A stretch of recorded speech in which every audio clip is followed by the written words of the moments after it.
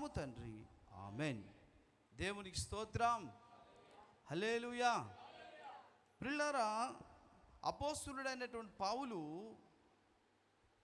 భూమి మీద ఉన్న తన సంఘానికి పునాది వేశాడు. భక్తి జీవితం అంటే ఎలా పడితే అలా కట్టుకోవడానికి వీలు లేదు. భక్తి జీవితం ఎలా కట్టబడాలని చెప్తున్నాడంటే ఆయన, ఒక ఇల్లు ఎలాగైతే మనం కట్టుకుంటామో మన భక్తి జీవితము కూడా ఆ ఇంటి వలె కట్టుకోవాలి అనే విషయాన్ని అపోస్తలుడైన పౌలు ఎఫెసీ పత్రికలోను, అలాగనే ఫిలిప్పీ పత్రికలో కూడా చెప్తూ, కొరింథీయులకు రాసిన పత్రిక 3వ అధ్యాయంలో కూడా చెప్తాడు. అందుకే నేను దేవుని గృహ నిర్వాహకత్వపు పనిలో అంటాడు ఆయన. అంటే దేవుని యొక్క గృహాన్ని కడుతున్నాడు. గృహం అంటే ఎలాగుంటుందండి చెప్పండి? నిటారుగా ఒక వంతెనలాగా ఉంటుందా? కాదే. గృహము అంటే దానికి పునాదులు ఉంటాయి, గోడలు ఉంటాయి, పైకప్పు ఉంటుంది, కిటికీలు, ద్వారబంధాలు అవన్నీ ఉంటాయి. కనుక ఈ విధంగా కట్టబడాలి. ఆ విధంగానే దేవుడు కడుతున్నాడు. మరి మొట్టమొదటిగా మనం కట్టుకోవలసింది పైకప్ప, గోడల, పునాదా?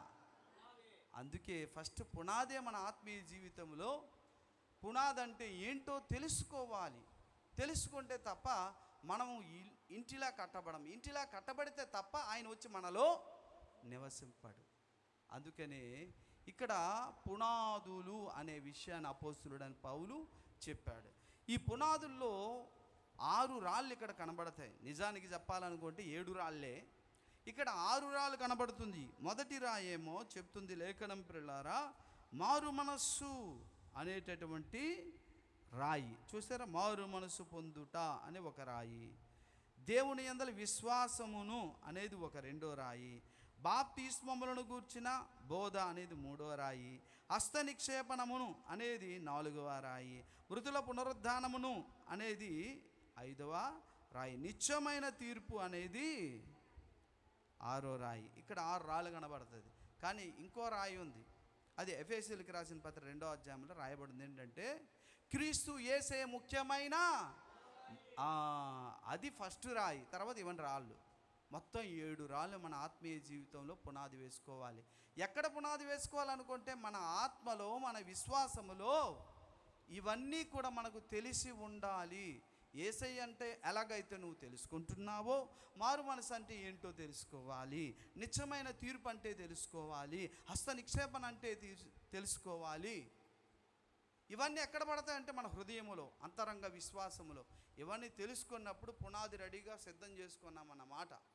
అప్పుడు ఆ పునాది మీద దేవుడు తన ఇంటిని కట్టి మనల్ని స్థిరమైన సజీవ రాళ్ళుగా, సజీవ మందిరముగా ఆయన చేస్తాడు. అది ఆయన ప్లాన్. కాబట్టి సంఘము ఎలా పడితే అలా కట్టాం అనేది కాదు. ఇక్కడ గుడి అనేది, గుడికి వచ్చిన వాళ్ళందరూ పరలోక రాజ్యానికి వెళ్ళిపోరండి. ఈ విధంగా కరెక్ట్గా ఆత్మీయ జీవితంలో కట్టుకుంటేనే పరలోక రాజ్యం వెళ్తాం. పరలోక రాజ్యం వెళ్ళిన వాళ్ళందరూ కూడా సింహాసనం ఎక్కరండి. అది మరలా 2వ స్టెప్ అది. అందుకని క్రైస్తవ జీవితం అంటే ఆసామాసి కాదు. దేవుడు ఒక ప్రణాళికాబద్ధంగా, ఒక ప్లాన్ ప్రకారంగా తన బిడ్డల్ని, తన సంఘాన్ని, మనల్ని కడుతూ ఉన్నాడు. అది ప్రతి సంవత్సరం దాటిన కొలది అది రూపాంతరం చెందుతూ దేవుడు ఇష్టపడిన సంఘముగా మారాలి, రూపుదిద్దబడాలి. అలాగైతేనే ఆ సంఘము దేవుని చేత 2వ రాకడలో ఎత్తబడేటట్లుగా ఉంటుంది. సంఘం అంటే కేవలం ఇక ఇటుక గోడలతో కట్టింది కాదని తెలుసు మీకు. సంఘం అంటే మనమే. మనల్ని ఏ విధంగా కడుతున్నాడు అనే విషయాన్ని చెప్తే ముందు పునాదులు వేస్తాడు. ఈ పునాదుల్లో మారు మనసు అంటే ఏంటి అనేది కూడా మనం తెలుసుకోవాలి. మారు మనసు అనేది 2 విధాలైన మారు మనసు ఉంది. ఒకటేమో జీవార్థమైన మారు మనసు ఒకటి ఉంది, 2వదిగా రక్షణార్థమైన మారు మనసు అనేది కూడా ఒకటి ఉంది. అది విడిచిపెడదాం, ఎందుకంటే సమయం లేదు కాబట్టి నేను చెప్పను. కానీ నేను తీసుకోవలసిన అంశం ఏంటంటే, ఇది అవసరం, అదే అవసరమే. ఏంటంటే 2వ పునాది రాయి చెప్తున్నాడు అక్కడ. చూడండి, 2, 3 బాప్తిస్మములను గూర్చినటువంటి బోధ 1, 2, 3వది. యేసయ్యను పక్కన పెడితే మొత్తం 4వ రాయి వస్తుంది. బాప్తిస్మములు కూర్చున్నటువంటి బోధ. బాప్తిస్మములు అనే మాట పరిశుద్ధాత్మ దేవుడు పౌలు ద్వారా ఇక్కడ రాయించాడు. ఏమో ఇక్కడ సెల్ ఫోన్ ఉంది, ఏంటంటే సార్ మీ సెల్ ఫోన్ ఇదిగో నాదో అక్కడ ఏదో ఇవ్వండి సార్. ఇది సెల్ ఫోన్లా 1, 2, 3 అవి 2. ఇదో దీన్ని సెల్ ఫోన్లు అనం కదా, సెల్ ఫోను అంటాం. ఇప్పుడు ఇవో అంటే ఎక్కువ. ఇప్పుడు ఇక్కడ బాప్తిస్మము అన్నాడా, బాప్తిస్మములు అన్నాడా? అంటే దీన్ని బట్టి చూస్తే బాప్తిస్మములు అనేవి ఉన్నాయి. మరి ఏంటి చెప్తున్నాడు అది మనం తెలుసుకోవాలి కదా పునాదిగా ఆత్మీయ జీవితంలో. బాప్తిస్మములు అంటే ప్రియ దేవుని బిడ్డలారా, మనకు ప్రప్రథమంగా నీటి బాప్తిస్మం ఒకటి ఉంది, పరిశుద్ధాత్మ బాప్తిస్మం. నీటి బాప్తిస్మం మనం పొందాలి అనుకుంటే మనం చేయాల్సిందేంటి? మనం బాప్తిస్మం ఇస్తాం చాలామందికి, ఎవరిని పడితే వాళ్ళు ఇచ్చకూడదు. బాప్తిస్మం ఎవరికి ఇవ్వాలి అంటే పలానా ఏజ్ లిమిట్ కూడా లేదు, లిమిట్ అయితే లేదు. అలాగనుకుని చిన్నపిల్లలు చిలకరింపిచ్చేస్తారు, ముంచేస్తారు, అది కూడా తప్పే. అలా చేయకూడదు. మరి ఎలా చేయాలి అని అంటే, వారు తాము పాపులని గ్రహించి మారు మనసు పొంది ప్రార్థన చేసి సువార్తను నమ్మాలి. అందుకే నమ్మి బాప్తీసం పొందిన వాడు రక్షించబడతాడు. ఏం నమ్మాలి? సువార్తను నమ్మాలి, ప్రార్థన చేయాలి, మారు మనసు పొందాలి, తాను పాపినని గ్రహించాలి. సువార్త చెప్తే కదా పాపినని గ్రహిస్తాడు. ఇదంతా అయిన తర్వాత మరి ఆ వ్యక్తి ఏ వయసులో ఉన్న ఇవ్వచ్చు. కాబట్టి చిన్నపిల్లలుగా గ్రహింపు ఉండదు కాబట్టి బాప్తీసం ఇవ్వకూడదు. అర్థమవుతుందండి? అందుకని ఆ విధంగా ఆ బాప్తీసం పొందడానికి మారు మనస్సు, ప్రార్థన, సువార్త నమ్ముట, పశ్చాత్తాపడుట, ఈ విధంగా చేస్తే బాప్తీసం, నీటి బాప్తీసం ఇస్తాం. అప్పుడు రక్షణ కలుగుద్ది. అదొక బాప్తీసం. మరి ఇంకో బాప్తీసం కోసం మాట్లాడుకుంటే ఆయన చెప్పాడు, మీరు పరిశుద్ధాత్మ చేత బాప్తీసం పొందాలి. ఆత్మ బాప్తీసం అది.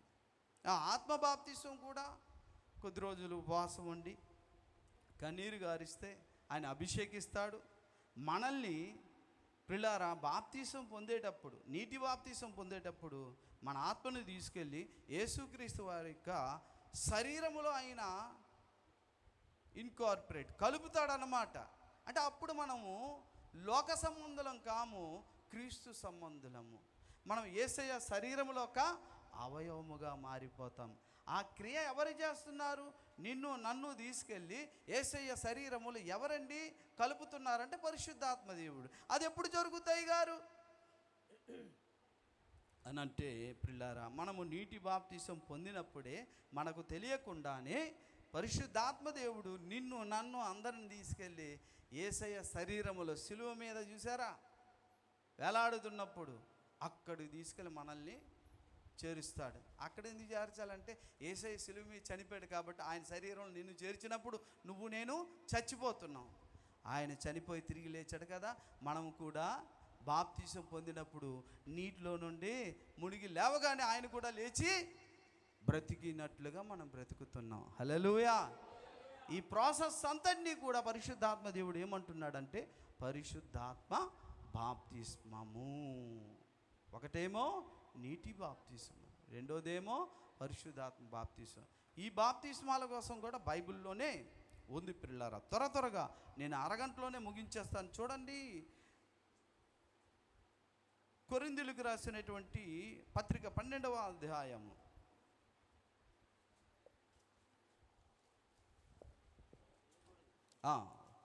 మొదటి కొరింథీ 12వ అధ్యాయము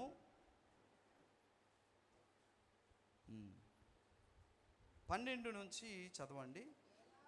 ఎలాగూ శరీరము ఏకమయ్యున్నను అనేకమైన అవయములు కలిగి ఉన్నవో, ఎలాగూ శరీరము యొక్క అవయములన్నీ అనేకములయ్యున్నను ఒక్క శరీరమయ్యున్నవో, అలాగే క్రీస్తు ఉన్నాడు. ఏలయనగా యూదులమైనను గ్రీసు దేశస్థులమైనను దాసులమైనను స్వతంత్రులమైనను మనమందరం ఒక్క శరీరములోనికి. ఎవరండి ఈ ఒక్క శరీరము? యేసు. ఎవరెవరు వెళ్తున్నామండి యేసయ్య శరీరములోనికి? శరీరం మీదకు కాదండి, యేసు శరీరంలోనికి వెళ్తున్నాం. ఎవరెవరు వెళ్తున్నామట? గ్రీకులైనా, హెబ్రీలైనా, అమెరికన్స్ అయినా, భారతీయులైనా, కాపోలైనా, రెడ్డిలైనా, ఎవరైనా ఎవరు తీసుకెళ్తున్నారు? యేసయ్య శరీరంలోనికి. అక్కడ చెప్తాడు చూడండి, ఒక్క శరీరములోనికి ఒక్క ఆత్మయందే బాప్తిస్మము పొందితిమి. హల్లెలూయా. ఆత్మ బాప్తిస్మము ద్వారా క్రీస్తు శరీరములోనికి మనము జొప్పించబడుతూ అందరము యేసయ్య శరీరముగా మారిపోతున్నాము. ఇదే బాప్తిస్మం అండి, ఆత్మ బాప్తిస్మం. అప్పుడు ఈ ఆత్మ బాప్తిస్మం జరగాలంటే యేసయ్య చెప్పినట్టు ఏం చేయాలి? నువ్వు నేను నీటి బాప్తిస్మం చేయాలి. ఇది జరిగితే తప్ప అది జరగదు. అందుకే నీటి బాప్తిస్మం విషయాలు కూడా రోమాపత్రిక 6వ అధ్యాయంలో ఏం చెప్తుంది లేఖనం? రోమాపత్రిక 6వ అధ్యాయము పిల్లారా చదవండి. 6వ అధ్యాయం పిల్లారా 3వ వచనం. క్రీస్తు యేసులోనికి బాప్తిసం పొందిన మనమందరము ఆయన మరణములోనికి బాప్తిసం పొంది మీరు ఎరుగరా? హల్లెలూయా. మనం బాప్తిసం పొందామా లేదా? అయ్యగారు ఇచ్చారా లేదా? నాకు కూడా ఇచ్చారు మా అయ్యగారు. సరే, మనందరం పొందాం. బాప్తిసం పొందినప్పుడు మనకు తెలియకుండానే ఒకటి జరుగుతుందట. ఏంటట? ఆయన మరణములోనికి. అంటే మనం బాప్తిసం, నీటి బాప్తిసం పొందుతున్నామంటే యేసయ్య మరణములోనికి బాప్తిసం పొందుతున్నామట. యేసయ్య మరణం ఎక్కడ జరిగింది? శిలువ మీద. శిలువ మీద ఉన్నటువంటి శరీరములోనికి నిన్ను నన్ను ఎవరు తీసుకెళ్తున్నారు? పరిశుద్ధాత్మ దేవుడు. అదే కదా చెప్తున్నాడు, యూదులైనను గ్రీసు దేశస్థులు, స్వతంత్రులైనను దాసులైనను అందరము కూడా యేసు శరీరములోనికి ఒక్క ఆత్మయందే మనము బాప్తిస్మము పొందితిమి. ఇది రెండో బాప్తిసం కనబడుతుంది. ఎందుకు ఈ మాట చెప్పానంటే ఈ విషయాలు సంఘానికి పునాదుల్లోనే అవసరం. ఇది ఫండమెంటల్, ఇది మూలపాఠాలు. ఇది చూసారా, 1వ తరగతిలో జాయిన్ చేయకముందే పిల్లల్ని ఎల్కేజీ యూకేజీ దానికంటే ముందు ప్లే స్కూల్ ప్లే హోమా ముందుగాని. ఇది మూలపాఠాలకే మూలపాఠం. ఇది మనము సంఘానికి చెప్పాలి, మనం నేర్చుకోవాలి. ఈ విధమైన సంఘములో మనం ఉన్నప్పుడు ప్రదేను బిడ్డలారా దేవుడు అనుకున్నటువంటి రూపురేఖల్లో సంఘం ఎదుగుద్దన్నమాట. ఇప్పుడు రెండో బాప్తిస్మం కోసం మనం తెలుసుకోం. ఒకటేమో నీటి బాప్తిస్మం. నీటి బాప్తిస్మం పొందడానికి కావాల్సిన అర్హత ఏంటో చెప్పాం. పాపిని గ్రహించాలి, సువార్త నమ్మాలి, మారు మనసు పొందాలి, ప్రార్థన చేయాలి. అవునా కదా? ఓకే. అయితే ఇప్పుడు మనల్ని క్రీస్తు శరీరములో చేర్చే బాధ్యత పరిశుద్ధాత్మ దేవునిది. కాబట్టి మనల్ని ఏం చేస్తున్నాడంటే ఆయన పిల్లరా, ఆయన తన ఆత్మచేత మనల్ని క్రీస్తు శరీరములోనికి పరిశుద్ధాత్మ ద్వారా మనల్ని జొప్పిస్తున్నాడు. కాబట్టి పరిశుద్ధాత్మ బాప్తిస్మం వలన మనము క్రీస్తు శరీరములో అవయవముగా మారుతున్నాము. నీటి బాప్తిస్మం ద్వారా రక్షణ, పరిశుద్ధాత్మ బాప్తిస్మం ద్వారా క్రీస్తు శరీరంలో సభ్యులమయ్యాము. మూడోది పరిశుద్ధాత్మ బాప్తిస్మం. మూడోది ఇంకోటి ఏంటి తెలుసా? ప్రదేను బిడ్డలారా గమనించండి, మనము పొందిన బాప్తిస్మం కాక ఇంకో బాప్తిస్మం ఉందనుకొని యేసుక్రీస్తు వారే తన శిష్యులతో చెప్పాడు. నేనేం చెప్తున్నాను? బాప్తిస్మములను గూర్చిన బోధ. ఒక సెల్ ఫోన్ కాదు, 4-5 ఉన్నాయి అక్కడ. కాబట్టి ఒక బాప్తిస్మం కాదు, అవన్నీ మనం పొందాలి. అది నేర్చుకోవాలి. నేర్చుకుంటే దేవుడు నేర్పిస్తాడు, ఆ విధంగా నడిపిస్తాడు. ఒకసారి మనము మార్కు సువార్త 10వ అధ్యాయము 12వ వచనాన్ని చదువుదాం. 10-12 కాదమ్మా, చూస్తా. అయ్యగారు అది కాదు, సారీ, క్షమించండి. మార్కు సువార్త 10వ అధ్యాయము 35 నుండి. జబదయి కుమారులైన యాకోబును యోహానును ఆయన ఎదుకు వచ్చి, బోధకుడా, మేము అడుగునదల్లా నీవు మాకు చేయగోరుచున్నామని చెప్పగా ఆయన, నేను నీకేమి చేయగోరుచున్నానని వారిని అడిగాను. వారు నీ మహిమయందు నీ కుడివైపున ఒకడును నీ ఎడమ వైపున ఒకడును కూర్చున్నట్లు మాకు దయచేయమని చెప్పిరి. యేసు, మీరేమడుగుచున్నారో మీకు తెలియదు. నేను త్రాగుచున్న గిన్నెలోనిది త్రాగుటయైనను, నేను పొందుచున్న బాప్తిస్మం పొందుటయైనను మీ చేత అగునా. చూసారండి, ఏమన్నారండి? నేను త్రాగుచున్న గిన్నెలోంది నేను త్రాగడమైనా నేను పొందుచున్నా. ఇప్పుడు చెప్పండి, యేసు ప్రభువారు ఆ టయానికి ఆల్రెడీ బాప్తీసం పొందారా లేదా? బాప్తీసం పొందే కదా పరిచర్యలోకి వచ్చారు. మళ్ళీ ఏమంటారు ఈయన, నేను పొందబోయే బాప్తీసం కూడా ఒకటి ఉంది, అది మీరు పొందగలరా, పొందుతారా? వీళ్ళు ఎంత మూల్యమైన చెల్లిస్తానని ఏమనుకున్నారంటే, సరే ప్రభు మేము చెల్లిస్తాం అన్నారు. అప్పుడు ఏమన్నారండి, సరే. ఆయన ఏమన్నారో తెలుసా అండి, ఎంత చక్కగా మాట్లాడండి. చూడండి అక్కడ 39. అప్పుడు యేసు, నేను త్రాగుచున్న గిన్నెలోంది మీరు త్రాగెదరు, నేను పొందుచున్న బాప్తీసం మీరు పొందేదరు. ఇప్పుడు చెప్పండి, శిష్యులు బాప్తీసం పొందారా లేదా? ఇంతకు ముందే పొందారా లేదా? పొందారు. ఇప్పుడు మళ్ళీ ఇంకో బాప్తీసం కోసం యేసయ్య చెప్తున్నాడు. ఇంతకీ ఈ బాప్తీసం ఏంటి? లూకా సువార్త చూడండి, లూకా సువార్త 12వ అధ్యాయం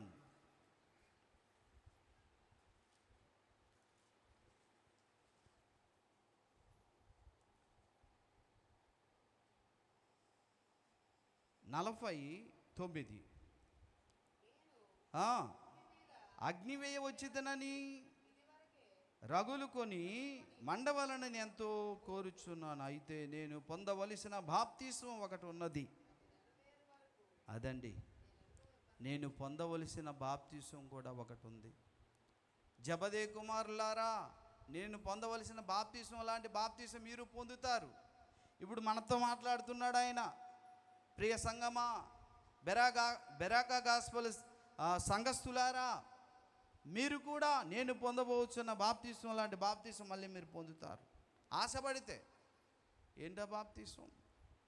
ప్రదేని బిడ్డలారా, అసలు బాప్తీసం అంటే అర్థం ఏం చెప్తుంది లేఖనం అంటే, మన రోమాపత్రికలో చూసాం, బాప్తిస్మం అనగా మరణము. బాప్తిస్మం అనగా మరణం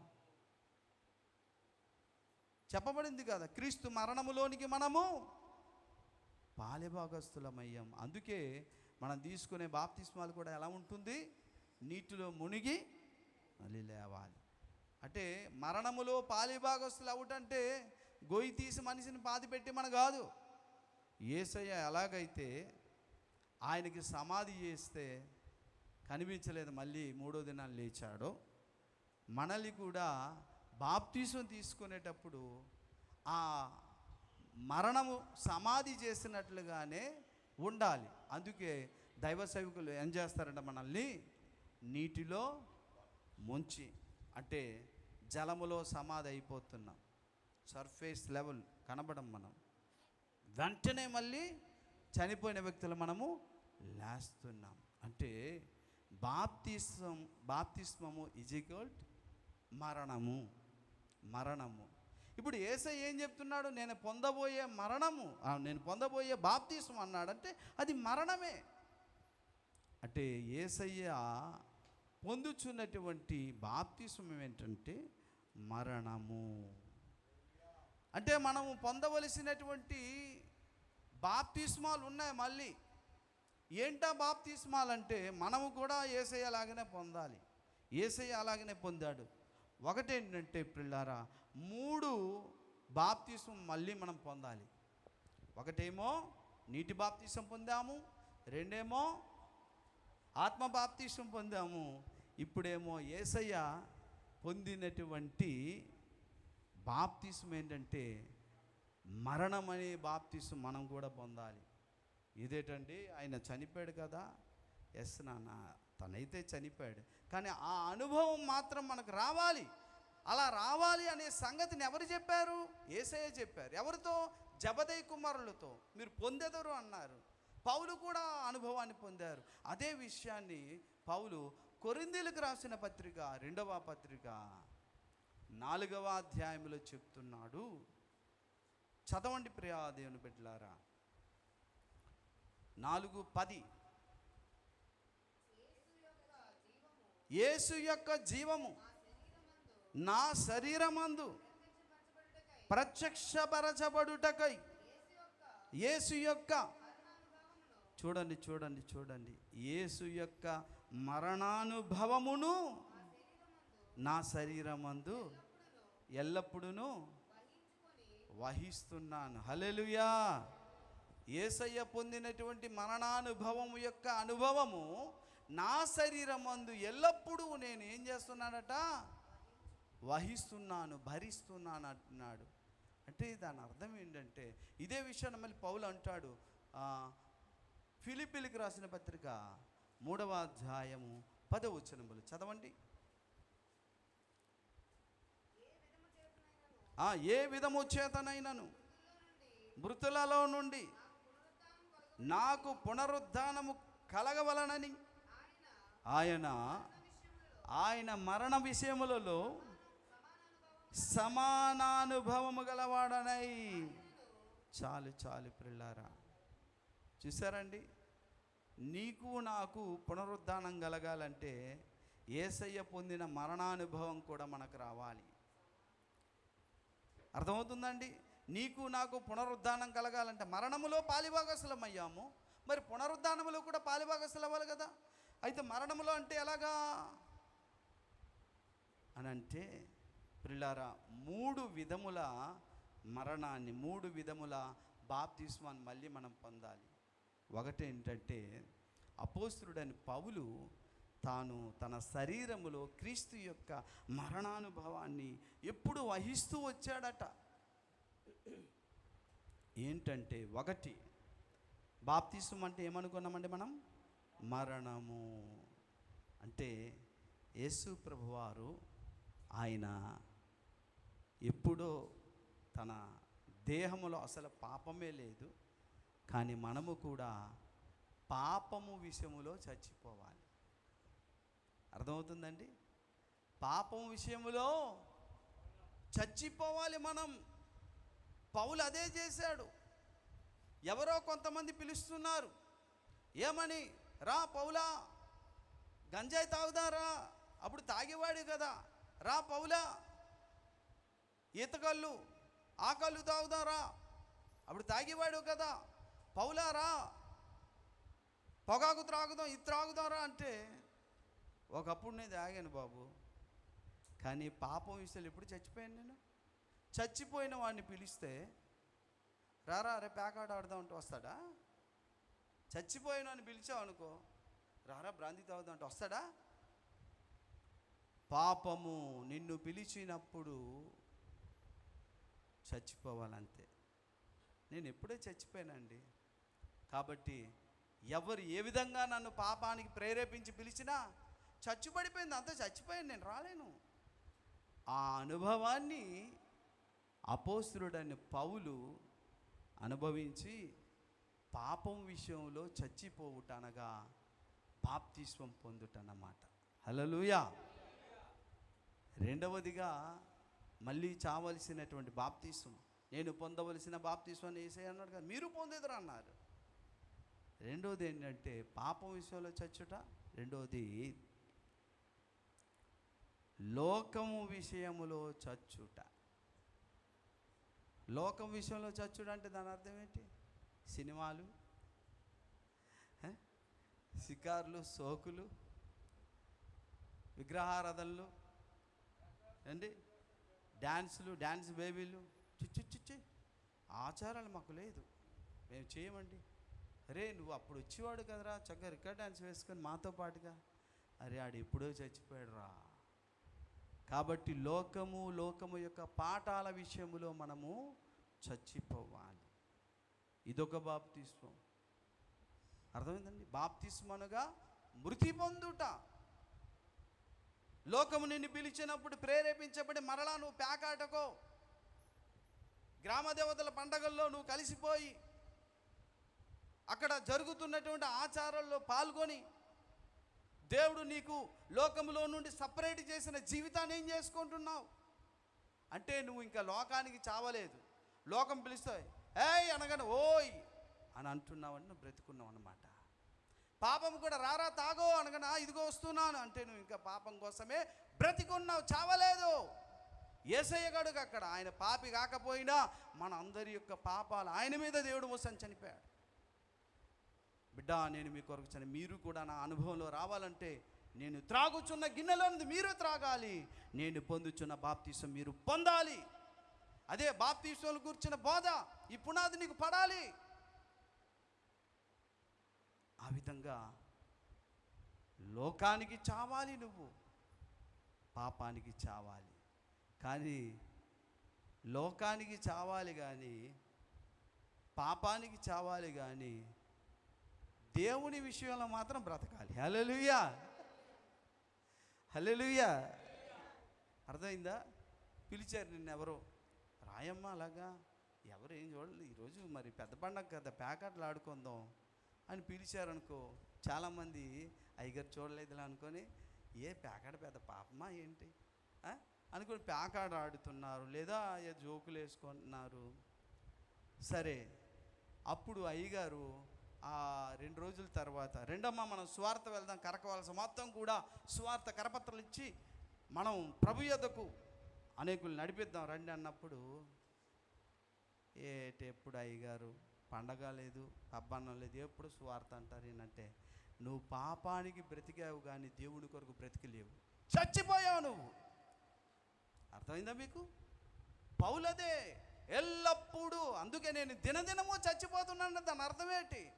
లోకము నన్ను శోధించిన ప్రతి పాపానికి, ఎదురవుతున్న ప్రతి దానికి నేను నా యొక్క లోపల ఉన్నటువంటి లోకానికి కావలసినవన్నీ చంపేసుకున్నాను, పాపానికి కావలసినవన్నీ చంపేశాను, కానీ దేవుడి విషయంలో మాత్రం బ్రతుకున్నాను అన్నాడు ఆయన. ఎస్ పిల్లారా, ఇది మన బ్రతుకుల్లో తప్పనిసరి భాగం. మరి మూడోది ఏంటి? లోకం విషయంలో చావాలి, దేవుని విషయంలో బ్రతకాలి. పాపం విషయంలో చావాలి, పరిశుద్ధత విషయంలో బ్రతకాలి. హల్లెలూయా. నీతి విషయంలో బ్రతకాలి. హల్లెలూయా. అందుకే మీ అవయములను నీతి, ఆమేన్, హల్లెలూయా. అర్థమైందండి?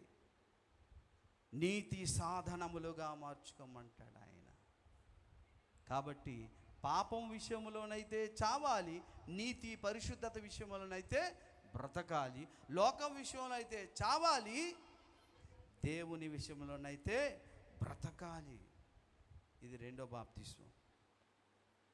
అంటే మూడిట్లో, మొదటిదేమో నీటి బాప్తిస్మం, రెండోదేమో ఆత్మ బాప్తిస్మం, మూడేదేమో లోకం విషయంలో మరణం, పాపం విషయంలో మరణం. ఈ లోకం విషయంలో కాస్త చావడం సులువే, పాపం విషయంలో కూడా కాస్త కొద్ది కష్టమైనా సాధించుకోగలుగుతాం. మరొకటి ఉంది పిల్లారా, అదేంటంటే మూడోది చాలా కష్టం. కాస్త అది చావడానికి, ఈ మూడు సాధించడానికి మన జీవితకాలం పడుతుంది. ఆ మూడోది ఏంటో తెలుసా ప్రియమైన బిడ్డలారా? అహము, స్వచిత్తము. స్వచిత్తమునకు కూడా మనం చావాలి. స్వచిత్తానికి మనం చావకపోతే ప్రియులారా, మన స్వచిత్తానికి కూడా చావాలి. యేసయ్య ఈ మూడింటికి కూడా చచ్చిపోయాడు. చెప్పాడుగా ఆయన, తండ్రి నీ చిత్తం అయితే నా యొద్ద నుండి గిన్నెను, ఆయన నా ఇష్టం కాదు ప్రభువా, నా చిత్తం ఎప్పుడో చచ్చిపోయింది, నా ఇష్టం ఎప్పుడో చచ్చిపోయింది, నీ చిత్తమే సిద్ధించునుగాక, నీ చిత్తమే నెరవేరునుగాక. నువ్వు అలా అనగలవా? ఈ అహం చావడానికి చాలా ప్రమాదం పిల్లారా. కాబట్టి ఈనాడు విశ్వాసులు ఈ బాప్తిస్మాలు పొందాలి. ఈ బాప్తిస్మాలు పొందేసరి నీటి బాప్తిస్మం తొందరగా అయిపోద్ది, ఆత్మ బాప్తిస్మం కూడా నువ్వు కన్నీళ్ళు గార్చి ప్రార్థన చేసిన అది జరిగిపోద్ది. కానీ ఈ బాప్తిస్మాలు ఉన్నాయి చూసారా, అది నువ్వు కంప్లీట్ చేసుకోవడానికి జీవితకాలము పడుతుంది. అప్పుడు మనం అనుదినము బాప్తిస్మం పొందుతూ ఉండాలి. మళ్ళీ ఏ విషయాల్లోనైతే లోకం నిన్ను పిలుస్తుందో, అరే ఆ విషయాలు కూడా చచ్చిపోయి నేను రానురా, చంపుకోవాలి నీ మనస్సు, నీ మనస్సు చంపుకోవాలి. నాకంటే బాగా చక్కగా పాడేస్తున్నారండి, ఏం మనిషి అండి ఆయన అని అసూయ నా మీద కలుగుద్ది, నాలోని అతని మీద. ఆ అసూయ లోపల ఉంటూనే దేవానికి స్తోత్రం ప్రభా, నా ఆరాధన ఎంత బాగుంది, బాలాభాస్టర్ గారు నాకు నచ్చలేదు పాడింది. దేవానికి స్తోత్రం అంటే, అరే అతని మీద అసూయ చూపుతూ నన్ను ఆరాధిస్తే ఎలా కుదరదు? అలాగా అసూయ ఉండాలా? మనకు ఉండాలా? చెప్పండి పిల్లారా. మన దేహములో చూడండి, దేహములో దేవునికి వ్యతిరేకమైన ప్రతి దానిలో నుండి మనం చావాలి, బాప్తిసం పొందాలి. పౌలు అదే, నా దేహమందు నేను వహిస్తున్నాను. ఎందుకు ఈ బాధ అంతంటే మరలా పునరుద్ధాన శక్తిని నేను పొందడానికి అన్నాడు. మీరు గమనించినట్లయితే గలతీయులకు రాసిన పత్రిక 6వ అధ్యాయం 19 నుంచి చూస్తే శరీర క్రియలట స్పష్టంగా ఉన్నాయట. శరీర క్రియలట ఏటటడా? త్వరగా ఈ మాట చెప్పేసి నేను ముగించేస్తాను.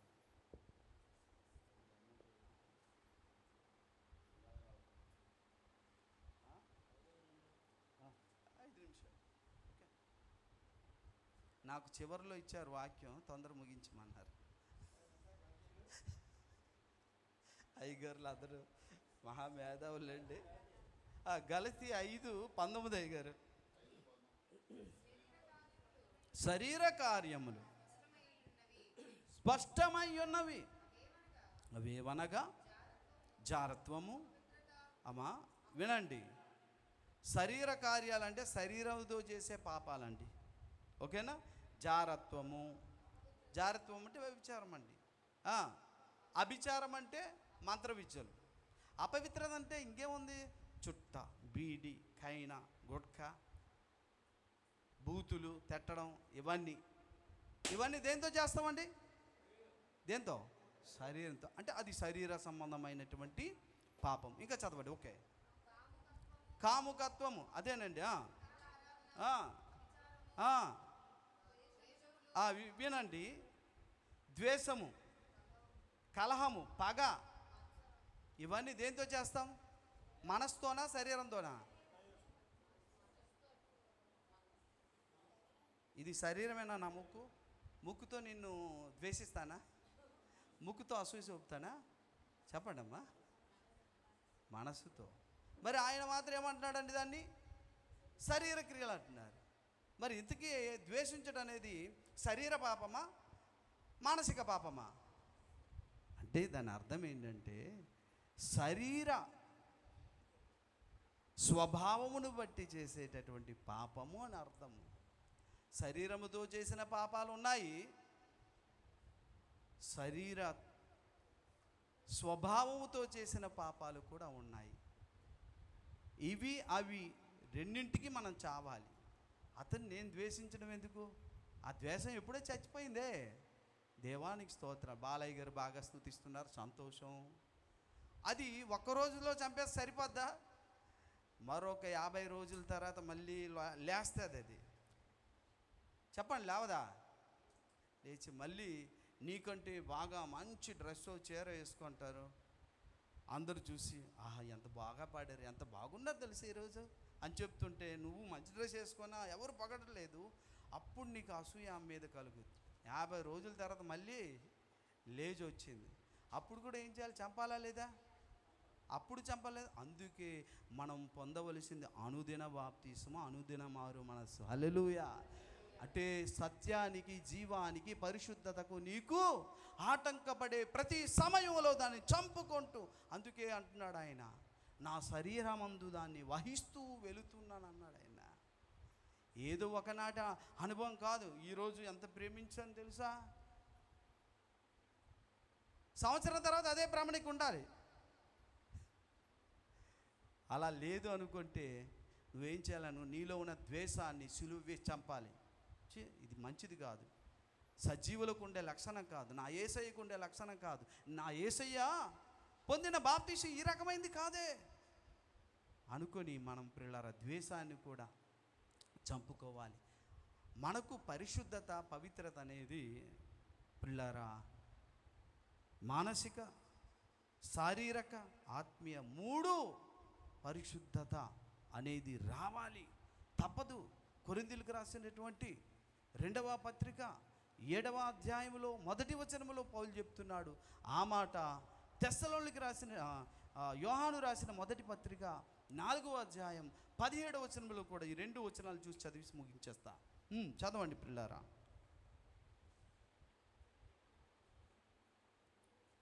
2 కొరింథీ 7వ అధ్యాయము 1వ వచనం.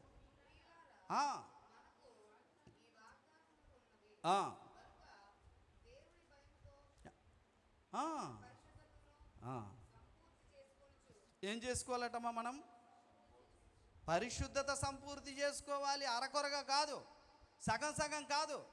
ఒరే నాయనా బాబు నువ్వు స్నానం చేసిరా అంటే కాలు చేతులేమో ముచ్చుతో కట్టేసి సగం స్నానం చేసి వస్తే అది పూర్తి స్నానం అవుద్దా? కాబట్టి పరిశుద్ధత అన్నది ఏం కావాలట? సంపూర్తిగా ఉండాలి. ఎలా సంపూర్తి కావాలంటే అని చెప్తున్నాడు ఆయన.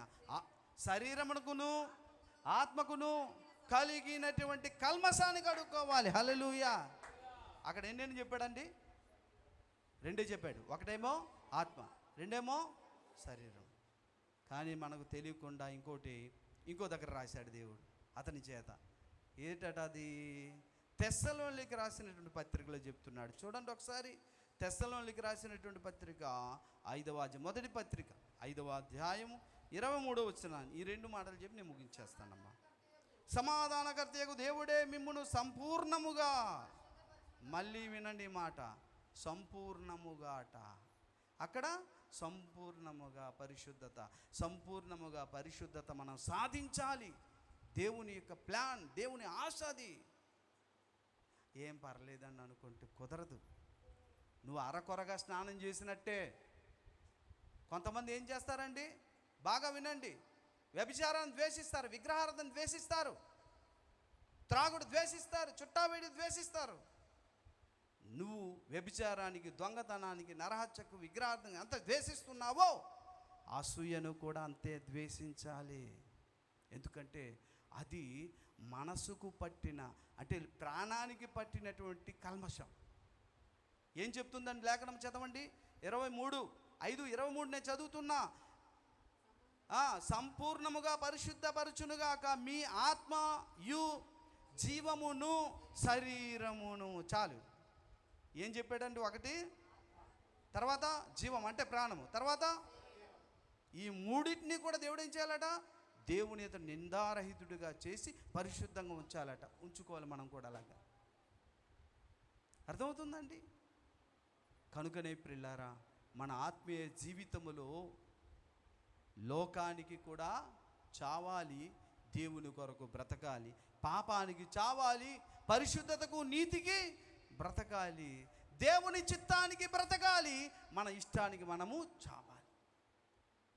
అప్పుడే మనము ఇంకా ఈ మెట్టి మీదకు వచ్చి దేవుడు చెక్కుతున్నటువంటి కొంతవరకు మనం ఆయన చేతిలో పిల్లలు చెక్కబడుతున్నటువంటి శిల్పాలం, ఆయన ఇష్ట ప్రకారం మనం చెక్కేటప్పుడు మనం ఏం చేయాలంటే మనము ఆయనకు కోఆపరేట్ చేయాలి. అప్పుడు మనకు ఆయన ఆపరేట్ చేస్తాడు. హల్లెలూయా. దేవుడు ఆ విధంగా మన సంఘాలని, మనల్ని, ఈ సంఘాన్ని చెక్కి నడిపించునుగాక. ప్రార్థన చేద్దాం. ప్రేమగల దేవ, మహాపరిశుద్ధుడా, నీ ఘనమైన